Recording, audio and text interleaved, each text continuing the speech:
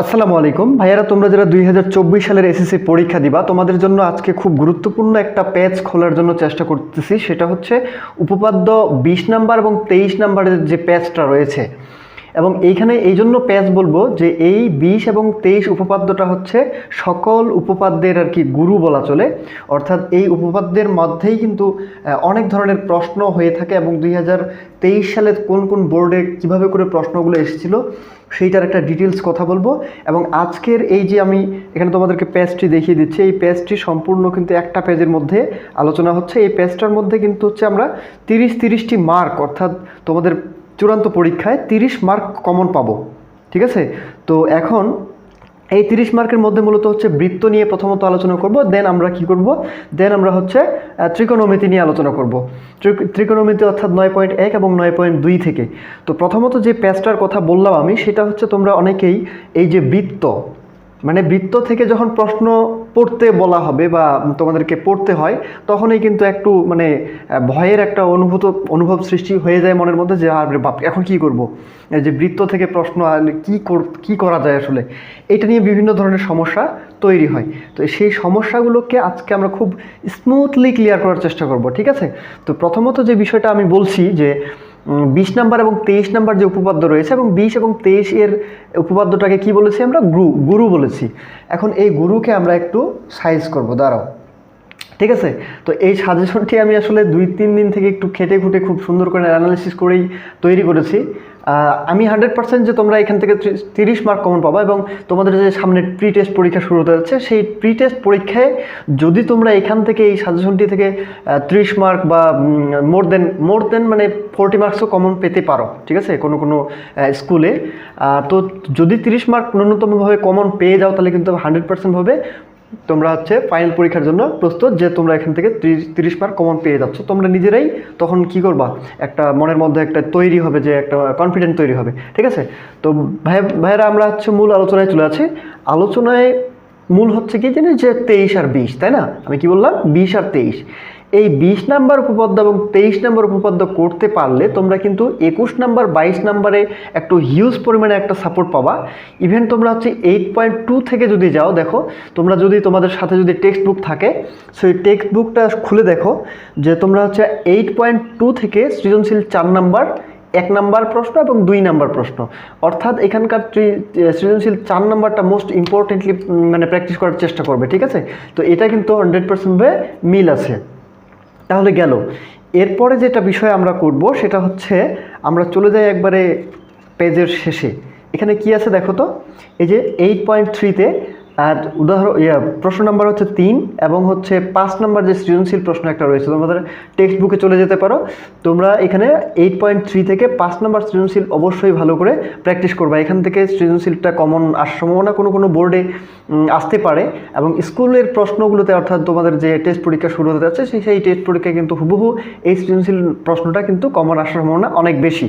আচ্ছা, এরপরে হচ্ছে 2 নাম্বার প্রশ্ন। আচ্ছা, এরপরে আমরা 8.3-তে 8.5-এ চলে যাব। 8.5-এর মূলত হচ্ছে সবচেয়ে টপ ইম্পর্টেন্ট করবা তোমরা হচ্ছে 19 নাম্বার। সেই 19 নাম্বার এবং 14 নাম্বার প্রশ্ন দুটোতেই কিন্তু এই যে উপপাদ্য 20 এবং 23-এর বললাম, তো এই 20 এবং 23-কে কিন্তু সাপোর্ট পাবা। তো এখন ব্যাপারটা হচ্ছে, ভাই আমরা কি করে বুঝবো, যে আমরা তো অনেকেই ভয় পাই যে হচ্ছে বৃত্ত থেকে উপপাদ্য করতে হবে বা অঙ্কন করতে হবে, অথবা প্রশ্নটাকে সমাধান করতে হবে।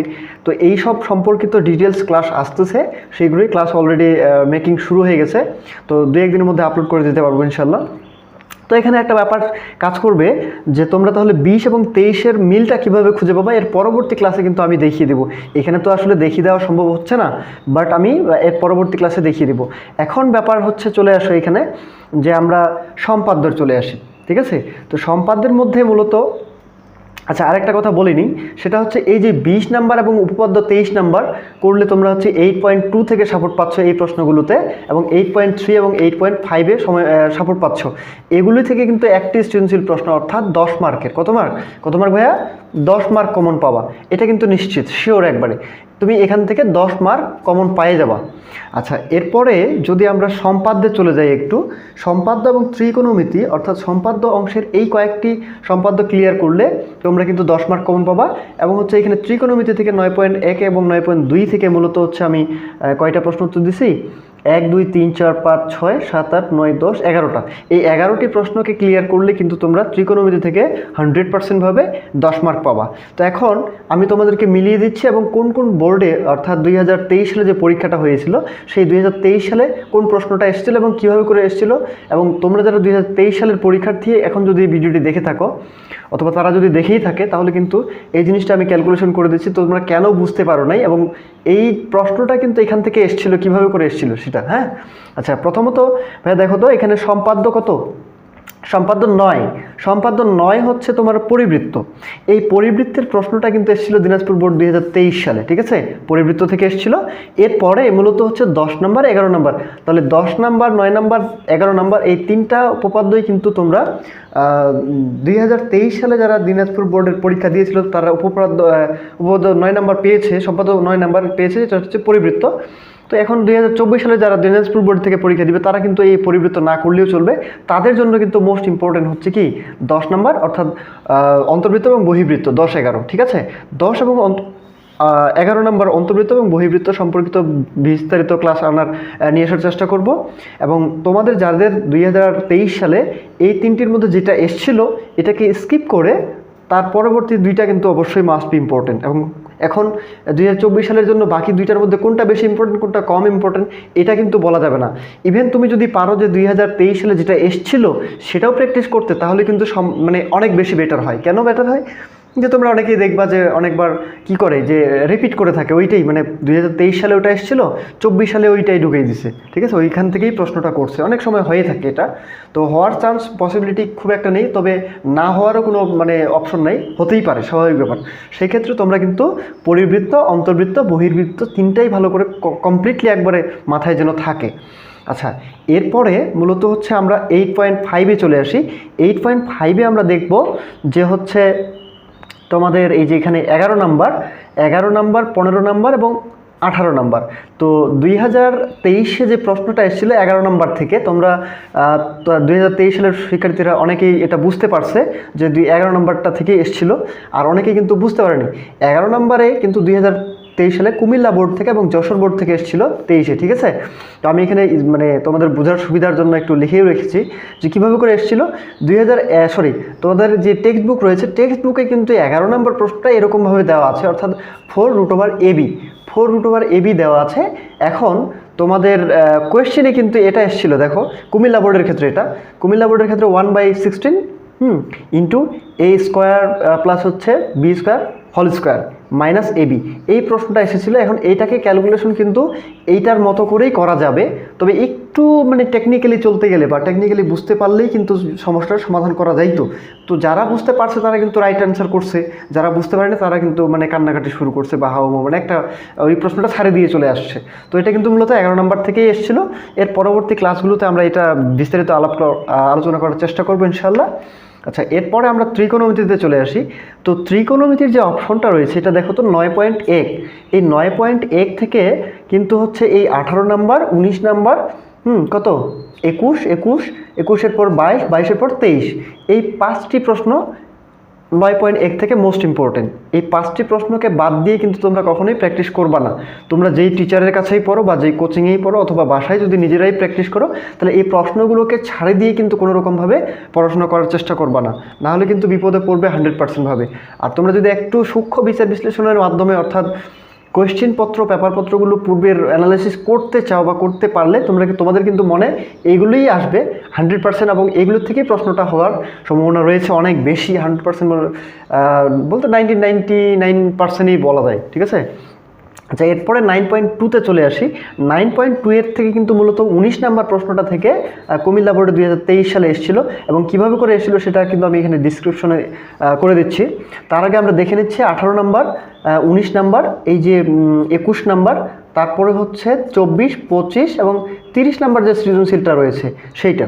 তো সবচাইতে বেশি গুরুত্বপূর্ণ হচ্ছে এই 19, 19 আর 25 আর হচ্ছে 30।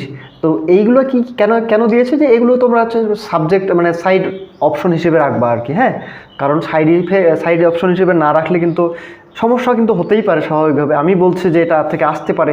এখন আমি বললাম যে হচ্ছে তোমাদের এগুলি বেশি ইম্পর্টেন্ট। তো এগুলি না দিয়ে যদি এটাই দিয়ে দেয় তাহলে তো আমাদের আর কিছু করার নাই ভাই, তাই না? তো এখন তোমরা কিন্তু সাইডভাবে বা সাইড অপশনভাবে দুই একটা কিন্তু রাখতেই হয়। আর তারপরেও কিন্তু আমি সাজেশনটি অনেক শর্টকাটলি তোমাদের জন্য প্রেজেন্ট করার চেষ্টা করছি। এখানে কিন্তু মূলত হচ্ছে কয়টা প্রশ্ন, এখানে মোট তোমরা প্রশ্ন পাবা হচ্ছে 24 থেকে 25টা প্রশ্ন। 24 থেকে 25টা প্রশ্ন ক্লিয়ার করলে যদি ভাইয়া তোমরা হচ্ছে 30 মার্ক কমন পাও, আর এর মধ্যে থেকে আর কি চাও তোমরা বলো দেখি? 30 মার্ক কমন পাচ্ছ। আচ্ছা, কোনো কোনো বোর্ডে দেখবো মোর দেন 13, মানে 30-এর থেকেও বেশিও কমন পড়তে পারে, সম্ভাবনা রয়েছে। আচ্ছা, এরপরে আমরা দেখে নিব যে 19 নাম্বার যে প্রশ্ন, অর্থাৎ 9.2 থেকে 19 নাম্বার প্রশ্ন কুমিল্লা বোর্ডে এসেছিল 2023 সালে। কীভাবে করে এসেছিল? মূলত হচ্ছে একটা এই যে 19 নাম্বার বইয়ে কিন্তু তোমাদের বইয়ে দেওয়া আছে কি একটা ত্রিভুজ আঁকা থাকে। এই ত্রিভুজটার মূলত হচ্ছে এ কোণ, বি কোণ এবং সি কোণ। এখানে বিসি এর বাহুর দৈর্ঘ্য দেওয়া আছে এবং হচ্ছে √3 বইয়ে, এবং আমি কিন্তু এখানে মানে অঙ্কন করার চেষ্টা করেছিলাম। তো এই কোণটা দেওয়া আছে x+y, আর এই কোণটা দেওয়া আছে সি কোণটা দেওয়া আছে x-y, এইভাবে করে কিন্তু আর দেওয়া আছে। তো আমরা কিন্তু এইভাবে করে প্র্যাকটিস করতে করতে করতে এটা দেখি, এটাই মনে করো যে আমাদের সব কিছুতেই মাথায় রয়ে গেছে। এখন এই প্রশ্নটাকে যদি চেঞ্জ করে দেয়, অর্থাৎ এই যে এখানে কুমিল্লা বোর্ডে যেটা হয়েছিল এবার, এই যে 5x + 2y এটা কিন্তু হচ্ছে এইটার মধ্যে আছে, আর এই যে x + 4y এটা কিন্তু আছে এইটার মধ্যে। তাহলে এইটা যদি এটার থেকে এটা যদি এটাতে থাকে তাহলে কি কোনো সমস্যা আছে ভাইয়া বলো তো? কোনো সমস্যা আছে?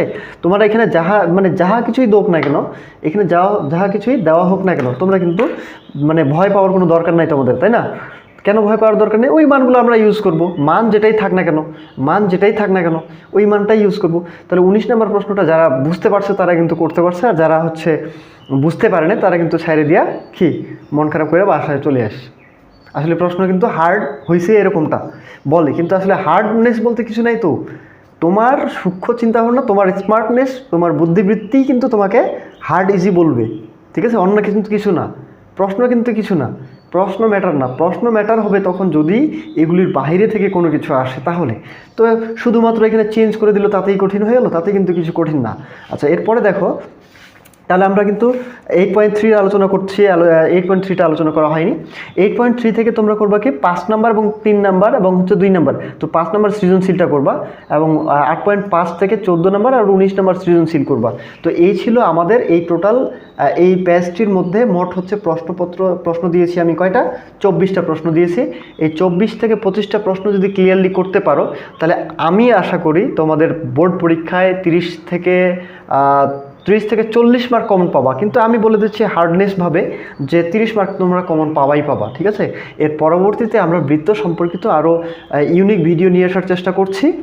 আর হচ্ছে তোমাদের এই যে বৃত্ত সম্পর্কিত যে ভয়ভীতি, এই ভয়ভীতিটা কাটানোর জন্য যথাসম্ভব চেষ্টা করব ভালো আরও কন্টেন্ট নিয়ে আসার, ঠিক আছে? আর যদি তোমরা একটু অ্যানালাইসিস করতে চাও বা করো তাহলে কিন্তু তোমাদের এই পরীক্ষার মধ্যে ম্যাথ পরীক্ষাতে কিন্তু A+ পাওয়া কিন্তু খুব ইজি জিনিস, ঠিক আছে? এই ম্যাথ পরীক্ষার জন্য A+ পাওয়ার জন্য যথাযাবতীয় তোমাদের প্র্যাকটিস করা দরকার, কিভাবে করতে হবে এবং কোন জায়গা থেকে কমন পাবা সেটা সম্পর্কে কিন্তু আমরা ভিডিও নিয়ে আসার চেষ্টা করব। আর হচ্ছে তোমাদেরকে যে আমরা ইনফরমেশনগুলো মানে শেয়ার করি, সেই ইনফরমেশনগুলো এরকম হয় যে আসলে তোমাদের ভবিষ্যৎকে নষ্ট করার জন্য বা ভবিষ্যৎকে নষ্ট না মানে ভবিষ্যৎকে ব্রাইটনেস না করতে পারি, কিন্তু নষ্ট করার কোনো অপশন কিন্তু আমাদের মধ্যে আসলে নেই। যদি আমরা সেরকম করি তাহলে কিন্তু তোমাদের মানে এটা একটা অনৈতিক একটা ব্যাপার।